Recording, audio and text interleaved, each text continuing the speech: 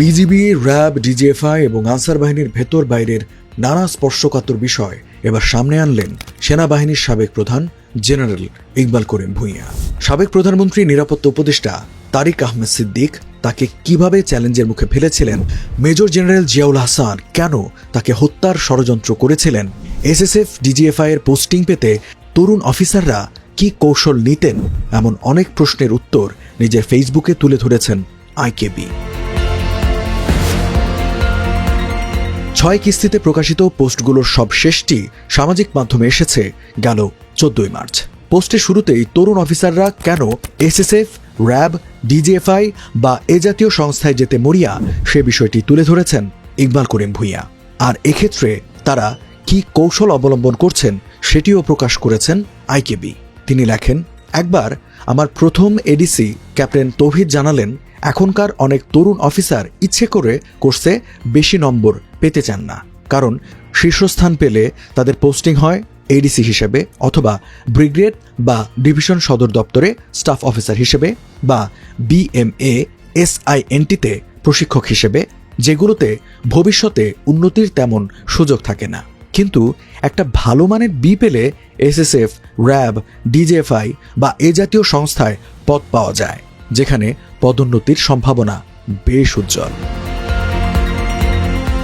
তিনি আরও লেখেন, এসএসএফে কাজ করার সময় তারা নানা বিতর্কিত লোকজনের সংস্পর্শে আসত এবং এতে তাদের রেজিমেন্টাল মানসিকতার কিছুটা হলেও ক্ষয় হতো। আমার দুশ্চিন্তা আরও বেড়ে গেল যখন শুনলাম এসএসএফ এর একজন অফিসার মেজর রবি এসএসএফ আর পিজিআর এর অফিসারদের উৎসাহ দিচ্ছেন একজন মিস্টার নবীর কাছে টাকা বিনিয়োগ করতে, যিনি শেয়ার বাজারে লাভজনক মুনাফার প্রতিশ্রুতি দিচ্ছিলেন। পরে আমার পুরনো ইউনিটের একজন অফিসার আমাকে জানান, যারা এই বিনিয়োগ করেছিলেন তারা মুনাফা বা লভ্যাংশ দূরের কথা, আসল টাকাও ফেরত পাচ্ছেন না, কারণ শেয়ার বাজারে ধস নেমেছে। তিনি আরও বলেন, নিরাপত্তা উপদেষ্টা তাকে ডিজিএফআই আর র্যাব ব্যবহার করে এই টাকা উদ্ধারের নির্দেশ দিয়েছেন।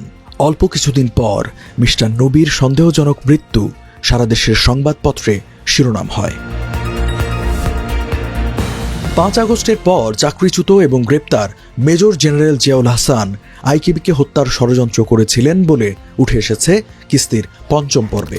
এই পর্বে সেনাপ্রধান জেনারেল ওয়াকারুজ্জামানকে র্যাব ভেঙে দেওয়ার অনুরোধও করেছেন জেনারেল ইকবাল করিম ভূঁইয়া।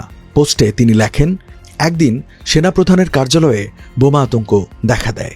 অফিসে কার্যত সবাইকে তাদের অফিস থেকে বের করে দেয়া হয়।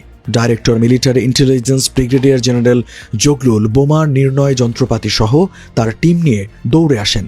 পরবর্তী আধা ঘন্টা অফিসটিতে তন্ন তন্ন করে বোমা খোঁজা হয়। আমাদের ভাগ্য প্রসন্ন যে কোনো বোমার অস্তিত্ব মেলেনি এবং একটা লম্বা অপেক্ষার পর বিল্ডিংটিকে বোমামুক্ত ঘোষণা করা হয়। আমি জগলুলকে জিজ্ঞাসা করলাম, কি হয়েছে? জগলুল জানালেন, তিনি তার এক অফিসার মেজর সুমনের কাছে জানতে পেরেছেন যে কর্নেল জিয়াকে আমাকে হত্যা করার নির্দেশ দেওয়া হয়েছে। শুনে আমার মেরুদণ্ড দিয়ে একটি শীতল স্রোত বয়ে যায়। পরবর্তীতে মেজর জেনারেল এই কর্নেল জিয়াউল আহসানকে চাকরিরত অবস্থায় অবাঞ্ছিত করেছিলেন আইকেবি। এভাবে তাকে নিয়মের মধ্যে আনা সম্ভব হয়েছিল বলেও দাবি করেছেন তিনি। ইকবাল করিম ভূঁইয়া লেখেন, এক পর্যায়ে নিরাপত্তা উপদেষ্টা জেনারেল তারেক সিদ্দিক আর তার কোর্সমেট কর্নেল মাহবুবের ঘনিষ্ঠতার সুবাদে কর্নেল জিয়া আমার নির্দেশকে চ্যালেঞ্জ করা শুরু করেন। আমার আর কোনো উপায় ছিল না। আমি তাকে রেল লাইনের পশ্চিম পাশের ক্যান্টনমেন্টে পার্সোনা নন গ্রাডা বা অবাঞ্ছিত ঘোষণা করি। তবে পূর্ব পাশের আবাসনটিতে থাকতে তাকে ছাড় দিয়েছিলাম।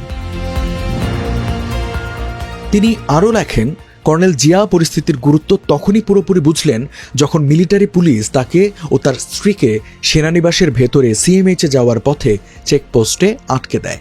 অল্প কিছুক্ষণের মধ্যেই এমএসপিএম আমাকে ফোন করে জানতে চাইলেন একজন চাকরিরত অফিসারকে অবাঞ্ছিত ঘোষণা করা স্বাভাবিক নিয়মের মধ্যে পড়ে কি না।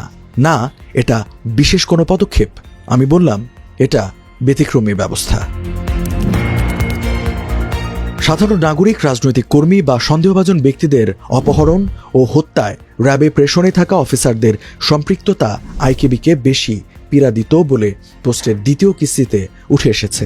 এক পর্যায়ে ক্রসফায়ার বন্ধে র্যাবে নতুন করে অফিসার পোস্টিং না দেওয়ার সিদ্ধান্ত নিয়েছিলেন বলেও দাবি করেছেন ইকবাল করিম ভূঁইয়া। তিনি লিখেছেন, আজকে আমরা এমন একটা অবস্থানে এসে দাঁড়িয়েছি যে র্যাব সম্পর্কে জরুরি সিদ্ধান্ত নেওয়া বাঞ্ছনীয়। আমি সেনাপ্রধানকে অনুরোধ করব যেন তিনি এই প্রতিষ্ঠানটিকে ভেঙে দেওয়ার জন্য সরকারের কাছে সুপারিশ করেন। সেটি সম্ভব না হলে সামরিক অফিসারদের র্যাব থেকে যেন স্থায়ীভাবে প্রত্যাহার করে নিয়ে আসেন। এটি করার জন্য বর্তমান সেনাপ্রধানের যে স্বাধীনতা তৈরি হয়েছে আগের কোনো সেনাপ্রধানের ছিল না। তার এই নতুন লব্ধ অবস্থানের জন্যই তাকে অনুরোধ করছি, তিনি যেন আমরা যে কাজটি করতে পারিনি সেটি সম্পন্ন করেন। পোস্টের প্রথম অংশে বিজিবি ও আনসার বাহিনী নিয়ে নিজের অভিজ্ঞতা তুলে ধরেছেন আইকেবি। এ পর্বের শুরুতে তিনি উল্লেখ করেন, মেজর জেনারেল আজিজ ও মেজর জেনারেল শাফিনুল ইসলামের কারণে যোগ্য অফিসাররা প্রচণ্ড চাপের মুখে পড়েন। তিনি লেখেন, বিজিবিতে ডেপুটেশনে যাওয়া অনেক অফিসার শেষ পর্যন্ত অনৈতিক কাজে জড়িয়ে পড়েন। তবে সৌভাগ্যক্রমে বেশিরভাগ অফিসার এখনও তাদের নীতিবোধ অটুট রেখে চলেন। আগে সাধারণত পদোন্নতি বঞ্চিত বা কম গুরুত্বপূর্ণ অফিসারদেরই সেখানে পাঠানো হতো, কিন্তু একসময় সবাই বুঝে যায় বাহিনীকে ভালোভাবে চালাতে যোগ্য অফিসারও দরকার।